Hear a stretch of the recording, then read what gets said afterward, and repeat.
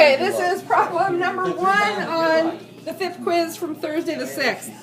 So in the problem, you're bungee jumping. You are bungee jumping off a bridge that's 55 meters above the Beaver River. Your bungee cord has an unstretched length of 10 meters, stretched length of 42. What we want to know is at the point where you stop here, there's you, what's your total potential energy? So potential energy total equals the potential energy due to gravity plus, potential energy due to elastic, PEG and P. We know that our potential energy due to gravity is mass times gravity times height. Our potential energy due to elastic is equal to 1/2 k delta x squared. So the potential energy due to gravity part I think was fairly easy for most people. You know that at this point where you are stopping, how much potential, what's your height? What is your height? Not 55, because you're not 55 meters above the river. You are 55 minus 42 meters above the river. So you're 13.0 meters above the river. That's my problem. Okay. I don't know which to use. Okay, in terms of which to use, you want to think about the height of the object above the surface. Okay. So, and you can think about this in terms of a pen or a pencil that you're dropping.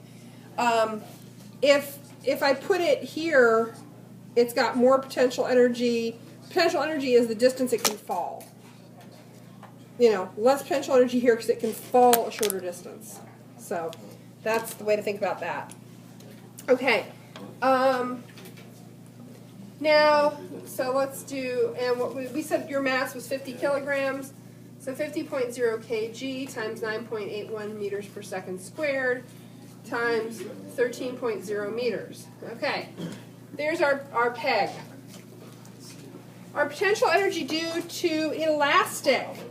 So K is the spring constant, and the bungee cord spring constant is 65 newtons per meter. So we have 1/2 times 65 newtons per meter.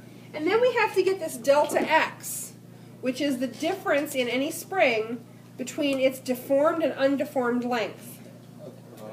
So delta X is the amount of deformation. So in that case, yeah, it's 42 minus 10. That's the change in its length. So that's going to be 32 meters squared. Well, that's good. I wrote it on my card without the delta X. I just put 1/2 k squared. Me too. See? Okay. So at that point, you should be able to solve pretty easily. 50 times 9.81 times 13. So here we get 6376.5. What are our units here? Potential energy says joule. Kilograms, meters squared, seconds squared, that's a joule.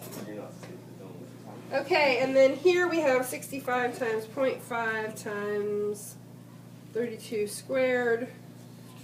We get 33,280. And again, Newton meter squared, Newton meter, where's our...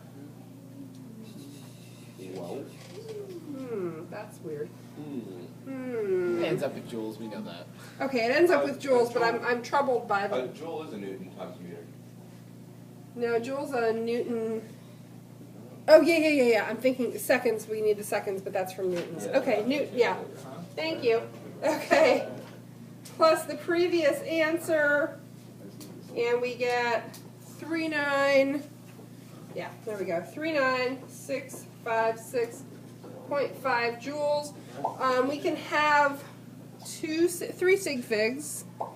So the only way to do that is 4.00 times 10 to the 4th.